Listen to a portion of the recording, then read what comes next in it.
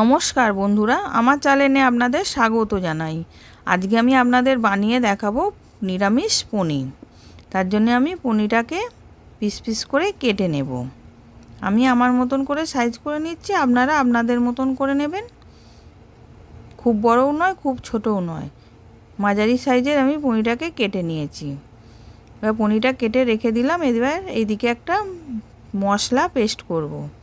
Tomato, আদা আর কাঁচা লঙ্কা আর 1 চামচ কাজু বাদাম, 1 চামচ পোস্ত, ওর মধ্যে জল দিয়ে পেস্ট করে রেখে দেব।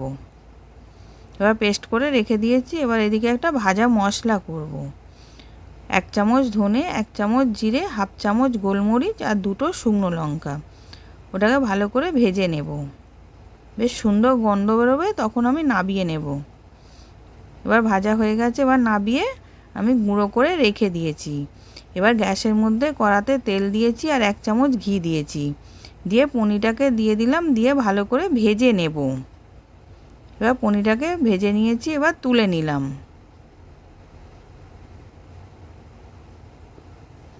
ওই তেলের মধ্যেই ছোটো এলাচ, দারচিনি ফোড়ন দিলাম। মশলাটা পেস্ট করে রেখেছিলাম, যে মশলাটাকে দিয়ে দিলাম, দিয়ে ভালো করে কষিয়ে নেব তেল ছাড়া পর্যন্ত। এবার মিক্সি জারটা ধুয়ে অল্প একটুখানি জল দিয়ে ধুয়ে দিয়ে দিলাম।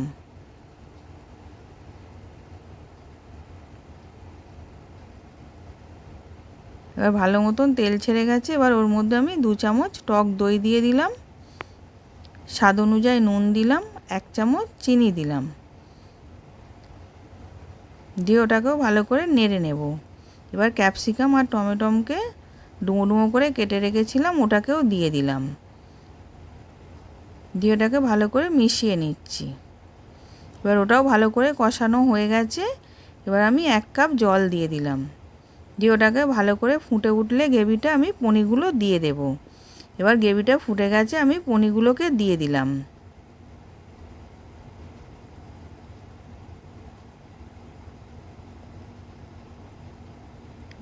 এবার ভাজা মশলাটা করে রেখেছিলাম, গুঁড়িয়ে রেখেছিলাম, ওটাকেও দিয়ে দিলাম। আর 1 চামচ ফ্রেশ ক্রিম দিলাম, আর গরম মশলা গুঁড়ো দিলাম, আর কেশরি মেথি দিলাম, দিয়ে ওটাকে ভালো করে মিশিয়ে নেব, মিশিয়ে নাবিয়ে নেব।